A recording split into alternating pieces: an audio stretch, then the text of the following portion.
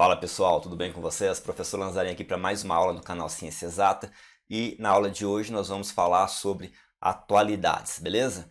São 4 questões da Banco Vunesp aplicada agora em 2023, são questões bastante atuais, mas vou deixar aqui uma dica para você, leia, tá? Eu vou falar aqui sobre, como sempre, né? Vou falar sobre a questão em si, todo o contexto em volta, trazer informação extra, dar dicas para você ir bem na prova, mas não se limite a isso, né? Ainda mais porque é de atualidades, sempre está acontecendo algo novo. Então pega o tema dessas questões, joga aí no seu navegador, né? Vai lá nas notícias e leia sobre, ainda mais se você estiver assistindo essa aula com muito tempo depois dessa publicação aqui. É certo que tem fatos aqui que vou ser falado hoje que já entraram para a história, né? Como por exemplo a guerra da Ucrânia, mas a dica mais importante, principalmente se você está assistindo depois, leia sobre esses temas, beleza? Se for novo no canal, se inscreve, ativa o sininho das notificações, porque eu vou estar publicando outras aulas de atualidades, além do que a gente já tem no canal. Deixa seu like para você não se esquecer durante o vídeo. Se tiver dúvida, põe nos comentários. E depois que acabar esse vídeo, passa lá no canal do Professor Lanzarin e se inscreve lá também, beleza? Bora para a aula? No dia 7 de dezembro de 2022, o Congresso peruano tinha agendado uma sessão para votar o possível impeachment do presidente e pouco depois do anúncio de uma decisão de Pedro Castilho, os parlamentares decidiram por ampla maioria afastá-lo. Foram 101 votos a favor e 6 contra e 10 abstenções. Castilho foi detido em Lima. Aliados políticos e até os próprios ministros do governo classificaram o movimento do então presidente como uma tentativa de golpe. Em comunicado conjunto, as Forças Armadas e a Polícia Nacional peruanas informaram que o ato de Castilho representou uma infração à Constituição do país. A infração à Constituição alegada para destituir o presidente foi: a alternativa A fala em destituir a vice-presidente Dina Boluarte do cargo, Boluarte, né? B, tentar fechar o Congresso Nacional. C, incitar a população contra o Congresso Nacional. D, desmoralizar a Suprema Corte. E a alternativa E fala em desviar recursos destinados ao combate do coronavírus. Tá.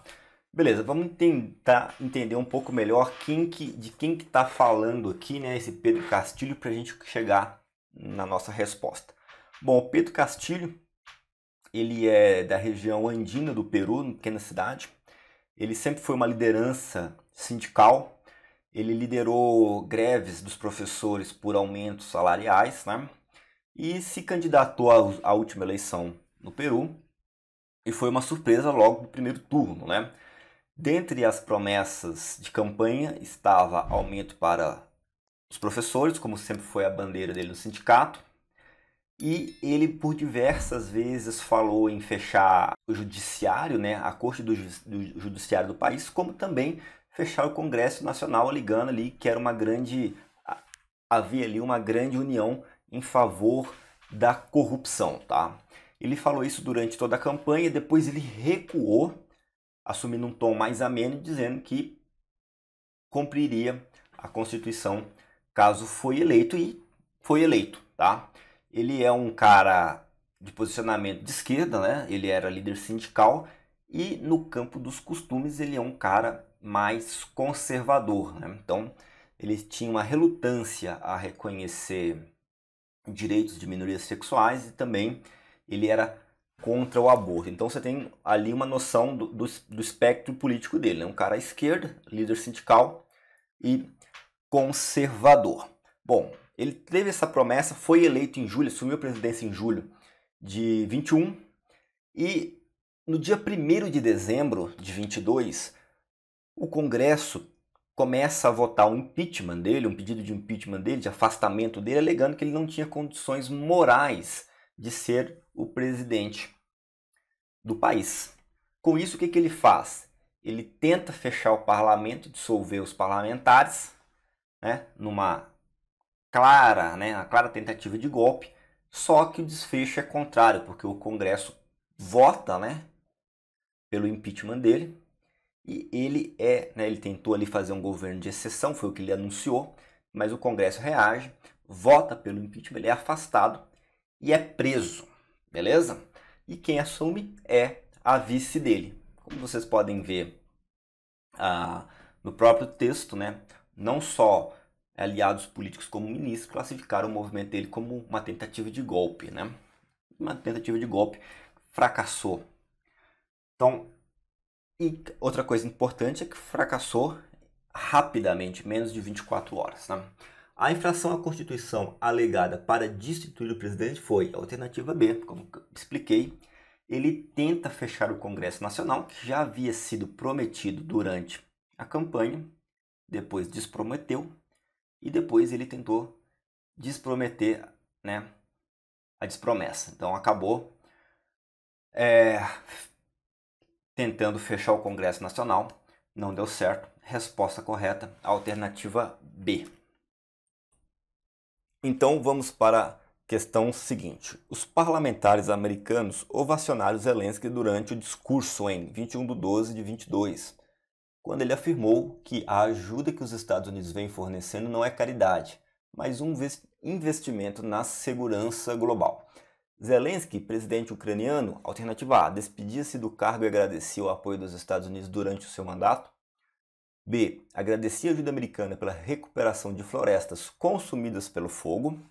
Alternativa C falava, demonstrava gratidão pelos recursos destinados a recuperar a usina nuclear de Zaporizhzhia. D, referia-se à ajuda americana à Ucrânia na guerra contra a Rússia. E a alternativa E citava o empréstimo americano utilizado pela Ucrânia para ingressar na OTAN. Bom, como vocês devem saber, hoje nós estamos em abril de 23 e já estamos há 14 meses de guerra desde que a Rússia invadiu a Ucrânia em fevereiro de 2022. Essa invasão foi a segunda invasão da Rússia à Ucrânia. Lembrando que em 2014 ela já havia invadido a região da Crimeia. Por que isso aconteceu? A primeira invasão.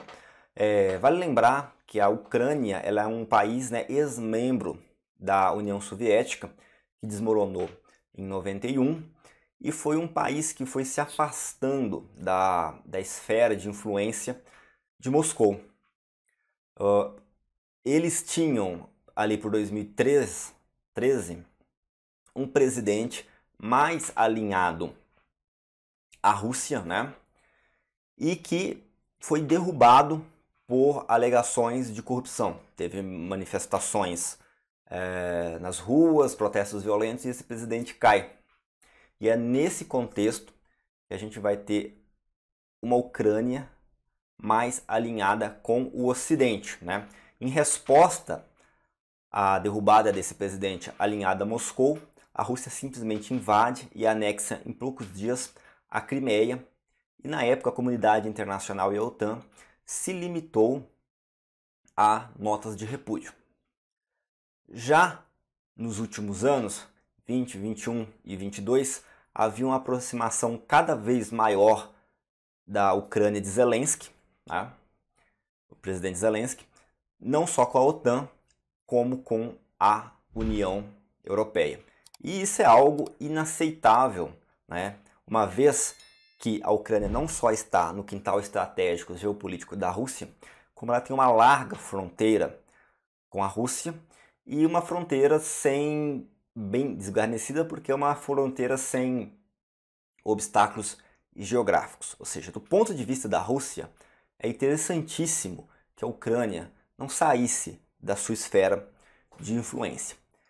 Então, é no contexto dessa aproximação da Ucrânia com o Ocidente que a Rússia invade a Ucrânia, tanto a parte da Rússia como de Belarus ou Bielorrússia, né? Em várias frentes diferentes, né? Muito provavelmente no intuito de acabar com a guerra rapidamente, né? Não esperando um grande movimento defensivo, uma grande resistência. Ninguém esperava. A Ucrânia é infinitamente menor, né, do que a Rússia, tem um potencial militar muito menor, mas isso não acontece. Tá? A Ucrânia consegue resistir, por algumas falhas logísticas e de planejamento da Rússia e também por mérito da Ucrânia, né, se é que existe algum mérito na guerra, eles conseguem se defender e, com isso, os países ocidentais, né, da OTAN e mais alguns que não estão na OTAN, mas são aliados, são parceiros, começam a investir na defesa da Ucrânia. Inicialmente, oferecendo armas para defesa e, mais recentemente, inclusive, armas para ataque. Tá? É importante lembrar que a Rússia não declarou guerra à Ucrânia. Tá? Ela considera essa invasão como uma operação militar especial e alegou, entre os diversos motivos, uma desnazificação da Ucrânia. Já se foram 14 meses de guerra, a Rússia recuou em alguns aspectos, né, porque a Ucrânia realmente empurrou eles, principalmente no mês de setembro de 22, numa contraofensiva, mas nesse momento nós temos a Rússia ocupando cerca de 15% do território ucraniano. São territórios muito importantes porque são ricos em minerais e também muito produtivos do ponto de vista de cereais, né, de grãos, sendo responsável por cerca de 20-25% da produção de grãos mundial. Essa região invadida, a Rússia anexa, né, numa anexação que não é reconhecida internacionalmente por quase nenhum país, que é Kherson, Zaporizhzhia, Donetsk e Lugansk. Tá? Mesmo sem ocupar a totalidade desses territórios, a Rússia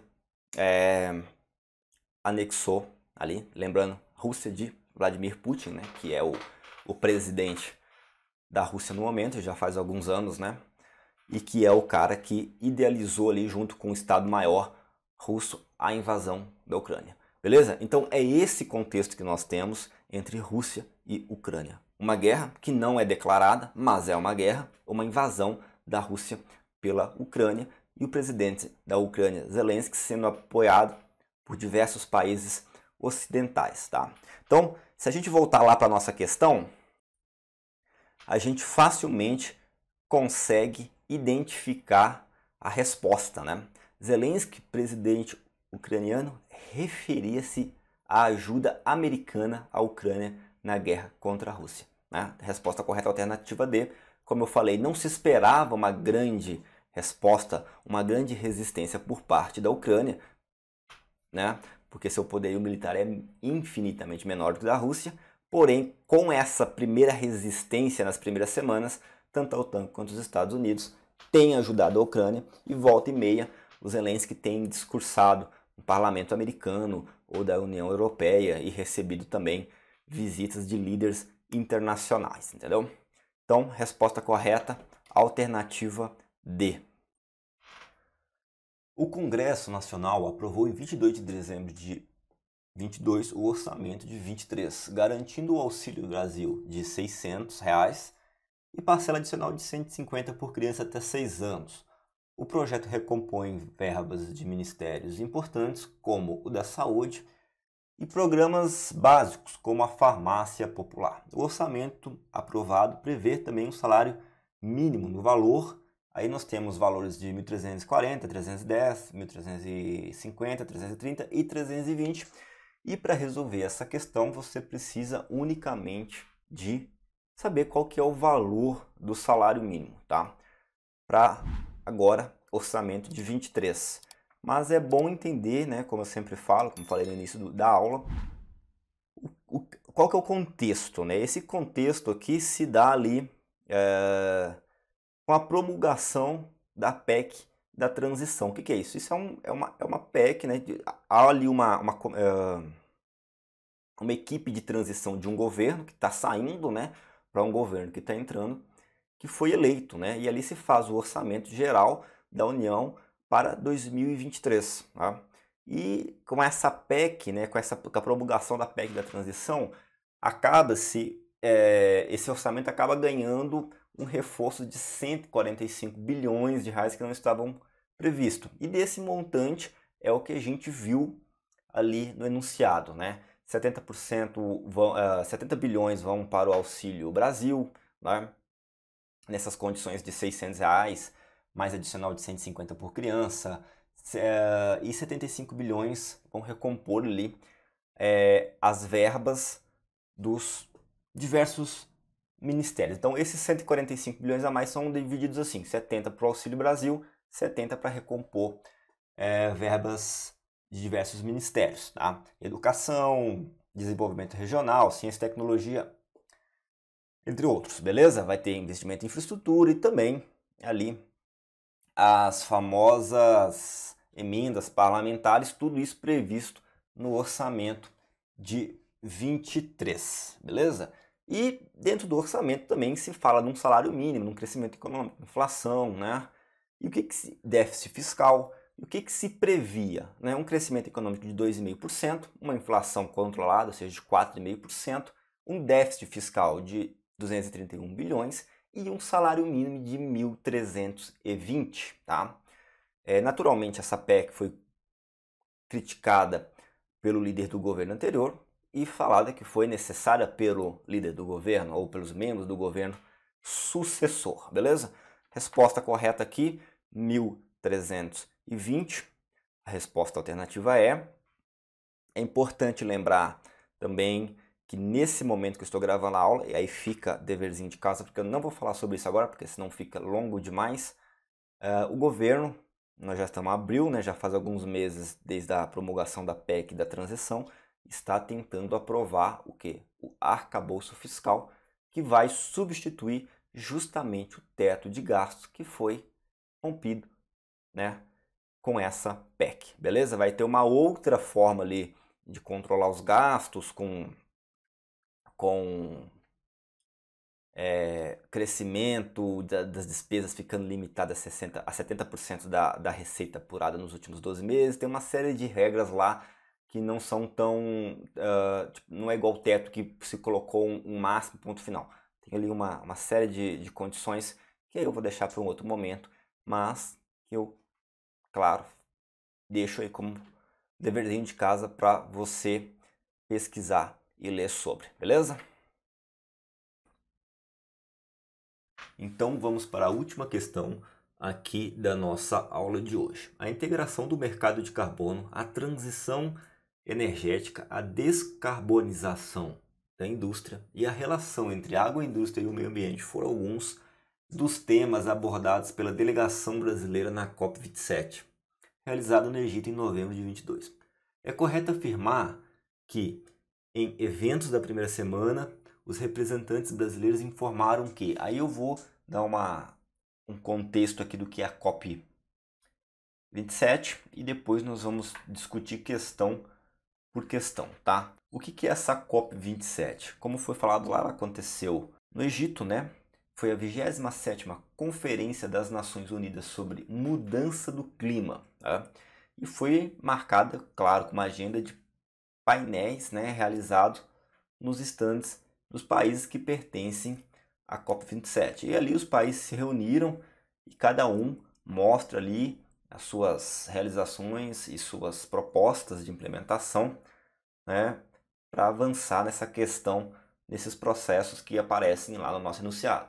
Descarbonização global, energia limpa nos meios de transporte, na mobilidade urbana, né, transição energética, essa relação entre o agronegócio, a agroindústria e o meio ambiente, entre vários temas. E o Brasil estava lá mostrando os seus avanços, os seus projetos no seu stand.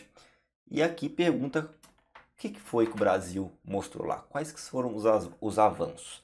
Bom, a primeira coisa que eu gostaria de classificar aqui, ó, a alternativa D fala assim: o Brasil lançou na COP27 a Agenda Brasil Mais Sustentável. O documento consolida mais de 2.000 ações alinhadas com os Objetivos de Desenvolvimento Sustentável da OTAN. O que a OTAN tem a ver com isso? A OTAN tem a ver lá com a questão da Rússia, da Ucrânia e de Aliança Militar Europeia, Estados Unidos, Canadá, beleza? OTAN, Organização do Tratado do Atlântico Norte. É um tratado de ajuda mútua militar, não tem absolutamente nada a ver com desenvolvimento sustentável. Então essa aqui a gente já pode cortar sem muita firula, beleza? A alternativa D está errada. A alternativa E me parece mal feita e eu já cortarei logo de cara, tá? Olha só o que diz. O Brasil é signatário do documento sobre o desenvolvimento sustentável das Nações Unidas. Ok, que visa acabar com a pobreza e proteger o meio ambiente até 2025. Poxa, se fosse acabar com a pobreza até 2025, embora a gente saiba que seria praticamente impossível, mas acabar com a pobreza e proteger o meio ambiente até 2025 e depois de 2025 não protege mais o meio ambiente, mal feita, né? Mal elaborada. Então a gente pode cortar também que não se sustenta, né? Não é sustentável essa... Eita, que a minha caneta falhou aqui, calma aí. Não é sustentável essa questão aqui com um péssimo trocadilho. Bom, a alternativa fala o seguinte: das 1,4 milhões de toneladas de créditos de carbono negociados durante a realização da COP27, 250 mil toneladas, o menor volume das negociações, eram do Brasil. Bom, o menor volume das negociações de crédito de carbono negociado para o Brasil, você acha que isso é real? Vamos ver o que diz a reportagem exatamente no parágrafo que fala sobre mercado de carbono. Na última semana de outubro, o maior leilão do mundo de crédito de carbono do mercado voluntário foi realizado na Arábia Saudita. O leilão contou com a participação de mais de 15 países ofertando créditos, dos quais 1,4 toneladas de créditos de carbono negociadas, 250 mil toneladas. O maior volume das negociações eram do Brasil. Então, a gente vê aqui, né, que, primeiramente, não foi negociado lá na COP27, foi negociado em outubro, né, anterior à COP27, e que desses 1,4 milhões, 250 mil toneladas eram do Brasil, o que significa o maior volume, não o menor volume. Então a gente pode tranquilamente cortar também a alternativa A. A alternativa B fala o seguinte: a agricultura brasileira usa há vários anos bactérias orgânicas como inoculante. Com isso, o cultivo de trigo evita a cada safra a emissão de 388 milhões de toneladas de CO2 na atmosfera. Também sobre isso foi falado lá na reportagem, né? O Brasil apresentou, que essa reportagem que traz o que o Brasil apresentou lá na COP27. E fala o seguinte: a média nacional na produção de soja é de 50 sacas de grão por hectare. Né? Fernando Neto explica que sua empresa ajudou a promover o desafio nacional realizado pelo Comitê Estratégico Soja Brasil, com 5.400 produtores, e monitorou a produção de cada um deles. O vencedor, com o uso de tecnologias de ponta e técnicas sustentáveis, colheu 126 sacas por hectare. Então, olha só esse trecho. O fato da agricultura brasileira usar há vários anos bactérias orgânicas como inoculante na semente e no suco reduz a necessidade do uso de nitrogênio para a preparação do solo.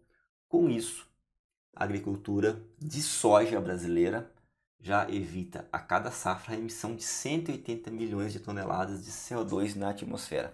Olha que sacanagem! A ideia em si da B está correta, mas não se trata de cultivo de trigo e também não são 388 milhões de toneladas, são 188, tá? Então a alternativa B também está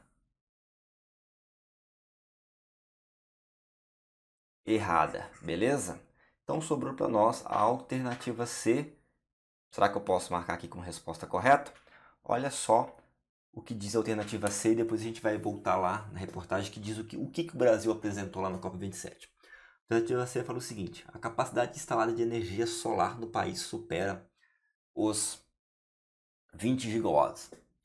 Ela é maior que a geração de energia da Itaipu Binacional, segunda maior hidrelétrica do mundo. E olha o que o Brasil apresentou lá, né, na COP27. A capacidade instalada de energia solar do país supera os 20 gigawatts. Para você ter uma ideia do que isso significa, a Itaipu Binacional, segunda maior hidrelétrica do mundo e líder mundial em geração de energia limpa e renovável, tem 14 gigawatts de capacidade instalada. Ou seja, fala exatamente o que está aqui.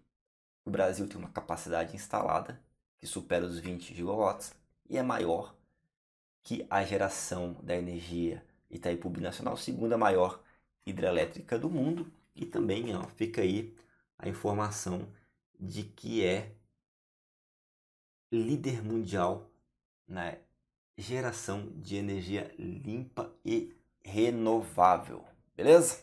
Então a resposta correta aqui é a alternativa C.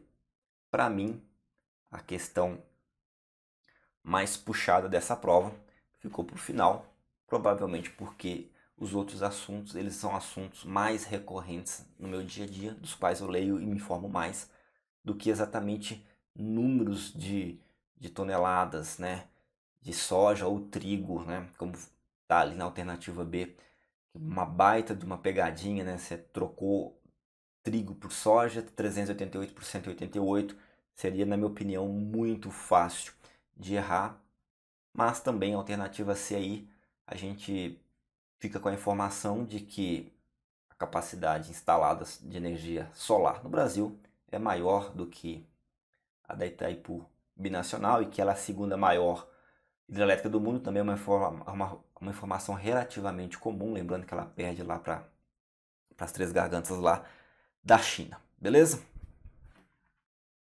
Então por hoje é isso, pessoal. Espero que vocês tenham gostado da aula. Espero ter te ajudado a entender um pouco mais do que está acontecendo no nosso país e no mundo. Não se esquece, como eu falei durante a aula, trata-se de atualidades, de notícias. Algumas coisas vão se confirmar, outras vão precisar de atualização. Então eu sugiro que enquanto você estiver estudando ou depois, pegue esses temas, joga no Google, joga ali no Google Notícias e leia sobre, para que você consiga fazer a prova ainda mais atualizada, até mesmo porque eu estou gravando essa aula aqui em abril de 23 e ela vai ficar naturalmente por anos no YouTube, enquanto quando for olhar, né, quem for olhar lá para frente, muita coisa vai ter se tornado fato histórico, como é o caso da guerra da Ucrânia e tudo mais, mas algumas coisas vão precisar sempre de atualização, beleza? Se não deixou seu like, já deixa.